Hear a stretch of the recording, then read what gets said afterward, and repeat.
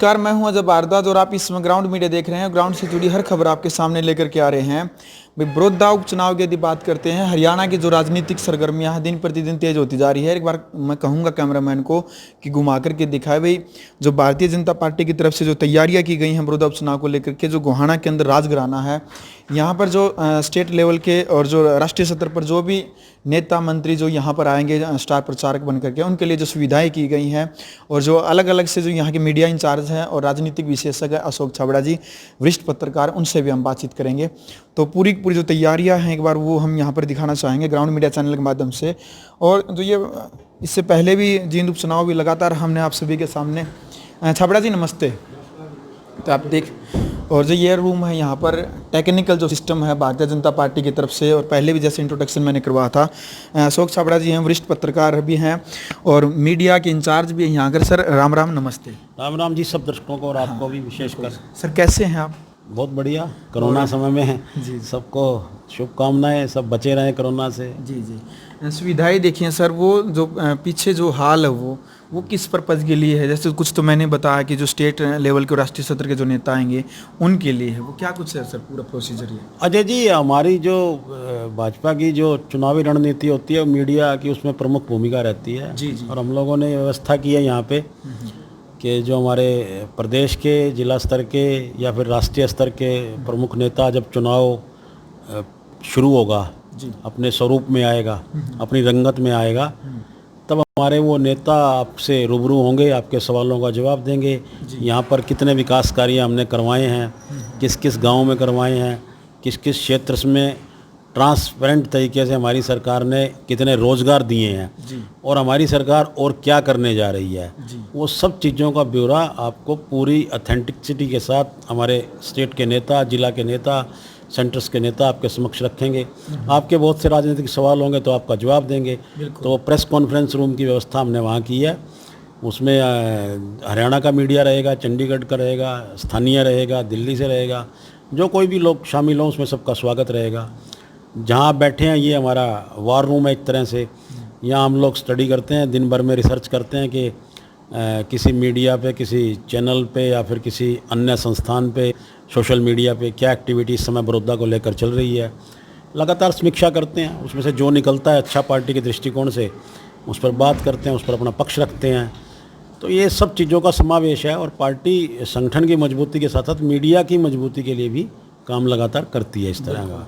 तो आप ये देख सकते हैं कि फुल तैयारियां, जिस प्रकार से वरिष्ठ पत्रकार हैं छाबड़ा जी ने बताया है कि भारतीय जनता पार्टी हमेशा से जो कार्य करते हुए एक ज़बरदस्त तरीके से, आप ये देख भी सकते हैं, फुल तैयारियां हैं।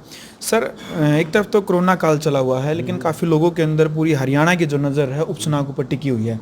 क्या लगता है, कोई अलग अलग कमेंट आ रहे हैं वीडियो के ऊपर, कोई कह रहा है कि आगे होगा, लगभग 2 महीने 3 महीने बाद जाएगा, और जो भारतीय जनता पार्टी की तैयारी देखते हैं तो ऐसा लगता है कि मानो 20 दिन के अंदर अंदर ही चुनाव होने वाला है। देखो अजय जी, बीजेपी और अन्य दलों में स्ट्रेटजिकल थोड़ा फर्क है जी। देखिए, मैं हमेशा कहता हूँ, आप ध्यान करिए, जब अशोक तंवर जो है कांग्रेस के प्रदेश के अध्यक्ष थे, उनकी पूरी की पूरी टर्म चली गई, लेकिन वो कभी भी अपनी ना तो प्रदेश इकाई की घोषणा कर पाए और ना जिलों की इकाई तो छोड़ ही दीजिए। बिल्कुल। अब शैलजा जी को भी बने 1 साल हो गया मेरे ख्याल में, तो अभी तक तो प्रदेश की कार्यकारिणी का गठन नहीं कर पाए हैं। बीजेपी में एक फ़र्क है। देखिए, धनखड़ जी के आने के बाद आप देखिए कि फटाफट जिलों के अध्यक्षों की घोषणा हो गई है। तो जो लोग पार्टी काम करती है वो लोग इस तरह के निर्णय लेने में सक्षम होती है। चुनाव कभी भी हो, ये अधिकार क्षेत्र मेरा है नहीं कि कब अनाउंस होगा, कब होगा, नहीं होगा, लेकिन हाँ, पार्टी संगठनात्मक दृष्टि से और मीडिया की दृष्टि से आपको तैयार मिलेगी। वो चुनाव आज अनाउंस करें, हम लोग चुनाव में जाने को तैयार हैं, उसी दृष्टि से सारी तैयारी होती हैं। होता क्या है कि जब तक दूसरी पार्टियां जागती हैं तब तक बीजेपी रणनीतिक दृष्टि से बहुत आगे निकल चुकी होती है। और मीडिया क्योंकि आजकल एक पार्ट हो गया है, सोशल मीडिया बहुत हो गया है। आप जिस तरह से गांव में जाते हो, आज हर व्यक्ति सोशल मीडिया पे अपनी बात बड़ी खुलकर रखता है। तो इस दृष्टि से पार्टी को, मेरा तो ये मानना है कि हर राजनीतिक दल को तैयार रहना चाहिए। लेकिन बीजेपी इसमें आपको इसलिए लीड लेती हुई दिखाई देगी क्योंकि बीजेपी का वर्कर आपको, आप इस विधानसभा में भी घूमेंगे तो चार्ज मिलेगा। और आपने जींद उपचुनाव मेरे साथ देखा था, पार्टी वहाँ की बहुत मीडिया की दृष्टि से किस तरह काम किया है, पूरी तैयारी थी। उसके बाद चाहे विधानसभा का चुनाव हो, चाहे लोकसभा का चुनाव हो, या फिर मेयर्स के चुनाव हो, या फिर अब ये बड़ौदा का चुनाव हो, या पिछला विधानसभा का 2019 का विधानसभा चुनाव हो, तो पार्टी की रणनीति बहुत अच्छी होती है और वो समय से पहले अपना काम कंप्लीट, जो टास्क मिलता है जिस किसी को भी, सपोज कीजिए मुझको जो टास्क दिया गया है, तो हम लोग उस तरह के काम करने में सक्षम है। कार्यकर्ता चार्ज है इस समय विधानसभा सीट पर, और चुनाव आज अनाउंस हो, 29 को अनाउंस हो, 30 को अनाउंस हो, वो चुनाव क्षेत्र का अधिकार क्षेत्र है, उसमें हम कुछ नहीं कह सकते। लेकिन पार्टी संगठन और पार्टी पूरी तरह से चुनाव लड़ने के लिए तैयार है। हाँ, आपने बात की कोरोना की, मेरा मानना है कि कोरोना काल में जो चुनाव ग्रामीण स्तर का है, अलग अलग बूथ हैं, उसमें कोई लंबी चौड़ी दिक्कत आने वाली नहीं है, लेकिन फिर भी उनका अधिकार क्षेत्र है। जब वो चाहें तो चुनाव को करवा भी सकते हैं, वो चाहें तो चुनाव को थोड़ा डिले भी कर सकते हैं।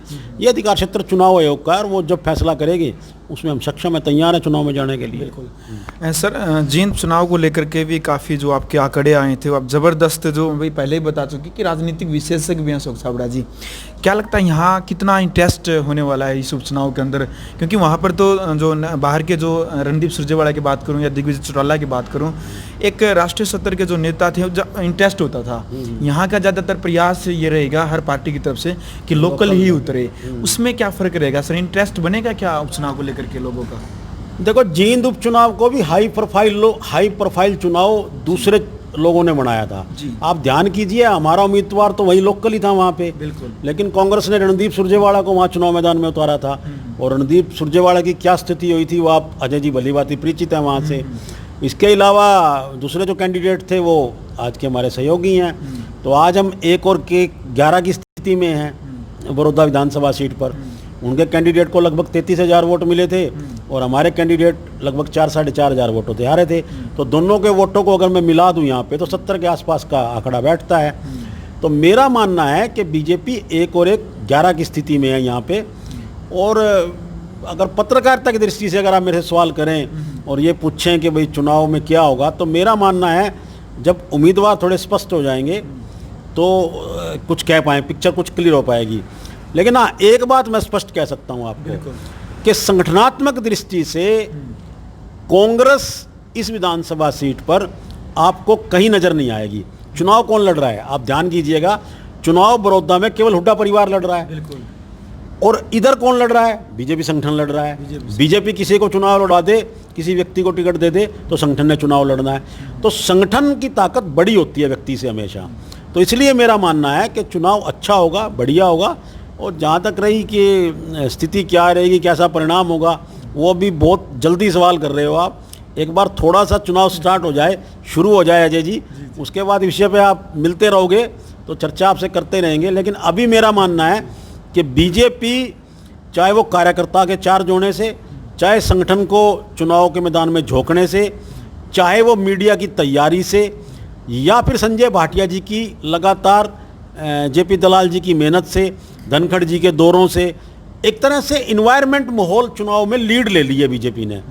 अब हम उसको कितना आगे बढ़ा पाएंगे, कितना उसको मजबूत करेंगे, कितना उसको कंक्रीट करेंगे, वो समय बताएगा। लेकिन निश्चित तौर पे बीजेपी इस समय प्रचार की दृष्टि से अगर मैं कहूँ तो कांग्रेस से कहीं आगे है। बिल्कुल सर।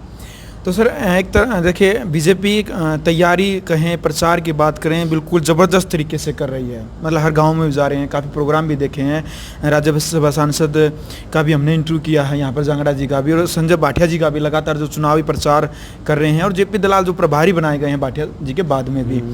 वहीं जेजेपी की बात करते हैं, जेजेपी और बीजेपी गठबंधन में है। तो काफ़ी गांव में मैं जाता हूं, उसका क्या असर रहेगा? जैसे प्रकार जेजेपी अपना गठबंधन धर्म निभाती है, बीजेपी के पाड़े में यदि टिकट आती है, जेजेपी के पाड़े में आती है, वो क्या रहेगा? मतलब बीजेपी के लिए पॉजिटिव रहेगा? क्योंकि दिग्विजय चौटाला ने स्पष्ट कह दिया कि केवल हमने सरकार चलाने के लिए समझौता किया है, तो न कि किसी हमने यही नहीं कि हमारी विचारधारा इससे मिलती, केवल और केवल सरकार चलाने के लिए। तो उसका क्या असर रहेगा सर फिर?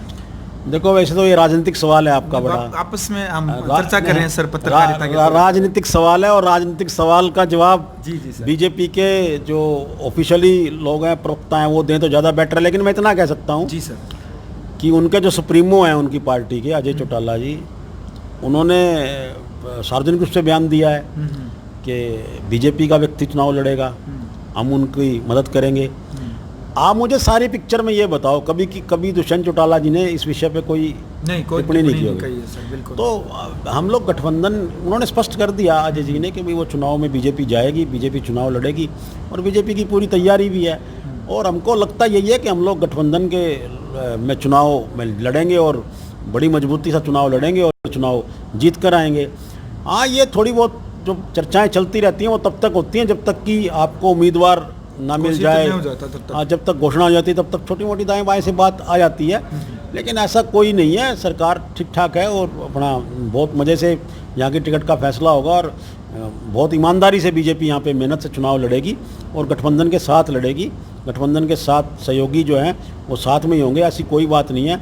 अब दिग्विजय जी ने कुछ कहा है तो दिग्विजय जी ही इस बात का ज़्यादा अच्छा जवाब दे सकते हैं मेरे से बेटर। तो चलो सर, तो भैया थे हमारे साथ अशोक छाबड़ा जी, जो वरिष्ठ पत्रकार हैं और राजनीतिक विशेषज्ञ और यहाँ के जो मीडिया इंचार्ज हैं, जो बड़ौदा उपचुनाव को लेकर के ग्राउंड मीडिया की तरफ से लगातार चुनावी सर्वे भी और बड़े जो दिग्गज नेता उनके इंटरव्यू आप सभी के सामने लेकर के आ रहे हैं। लेकिन गजब की बात है कि हर पार्टी के लिए बात करूं, हुड्डा के लिए भी साख और नाक का सवाल इसलिए है क्योंकि हुड्डा का गढ़ कहा जाता है यहाँ पर बार बार, इसलिए हुड्डा की जो साख और नाक का सवाल वो भी है। फिर रही बात, बार बार कहा जाता है कि ज़्यादातर जो उपचुनाव होते हैं वो सरकार की तरफ ही जाते हैं। भारतीय जनता पार्टी का जो चुनाव प्रसार यहाँ पर कर रही है लगातार, आप सभी के सामने हम लेकर के आ रहे हैं। तो आपको वीडियो अच्छी लगी तो वीडियो को आप ज़्यादा से ज़्यादा शेयर करें और चैनल को सब्सक्राइब करें और चैनल बेल आइकन जरूर दबाएं। ग्राउंड मीडिया के लिए विधानसभा क्षेत्र बड़ौदा से मैं जवाब। राष्ट्र निर्माण की जानकारी के लिए ग्राउंड मीडिया चैनल को सब्सक्राइब करें और शेयर करें।